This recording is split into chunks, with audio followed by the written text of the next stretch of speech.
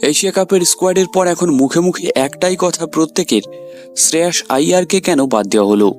হয়তো গভীর বাজে পলিটিক্সের কারণেই কিন্তু শ্রেয়াস আইয়ারকে বাদ দেওয়া হয়েছে। সেটা বিসিসিআই সামনে আনতে চাইছে না তো, কিন্তু সেটা অনেক ক্ষেত্রে স্পষ্ট হয়ে গেছে, কারণ তাদের ব্যবহারে একের পর এক টুর্নামেন্ট বলো, একের পর এক ম্যাচ বলো, প্রত্যেকটা ম্যাচে প্রত্যেকটা টুর্নামেন্টে কিন্তু নিজের 200% দিচ্ছে এবং সেখানে সফল হচ্ছে।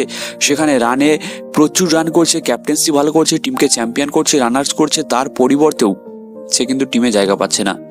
ওয়ানডে টিম থেকে তাকে বাদ দেওয়া হলো, টেস্ট থেকে তাকে বাদ দেওয়া হলো, T20 থেকেও তাকে এখন বাদ দেওয়া হলো।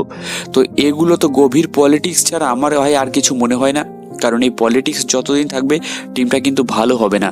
সুতরাং আমার মনে হয় টিম থেকে এই পলিটিক্স সরানো উচিত, প্রত্যেককে সমান চোখে দেখা উচিত।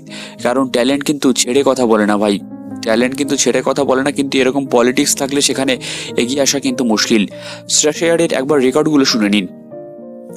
বিসিসিআই সেন্ট্রাল কন্ট্যাক্ট থেকে বাদ গেল, রঞ্জি ট্রফিতে ফিরে আসলো, 2024 সালে চ্যাম্পিয়ন করলো রঞ্জি ট্রফি তার টিম মুম্বাইকে।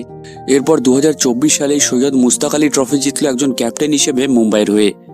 2024 সালেই আইপিএল জিতলো কলকাতা নাইট রাইডার্সের হয়ে একজন ক্যাপ্টেন হয়ে।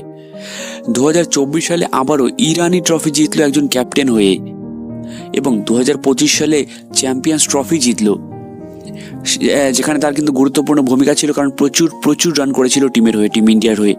এবং যার পরে বিসিসিআই তার সেন্ট্রাল কন্ট্রাক্টটা ফিরিয়ে দেয়। এবং এটাই নয়, 2025 সালে পাঞ্জাব কিংসকেও কিন্তু সে ফাইনালে পৌঁছে দিয়েছিল এবং আইপিএলে 600+ রান করেছিল। 11 বছর পর পাঞ্জাবকে ফাইনালে তুলেছিল। এর ফল কি হলো, তাকে না স্কোয়াড থেকেই বাদ পড়তে হলো। তো এটা পলিটিক্স না তো আর কি বলো।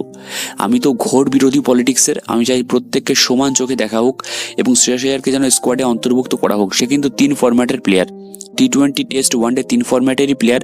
তাকে বাদ দেওয়ার কোনো প্রশ্নই কিন্তু হয় না। তো আমার সঙ্গে তোমরা একমত কিনা অবশ্যই কিন্তু ভিডিওতে কমেন্টে জানিও, সঙ্গে তোমাদের মতামতটাও।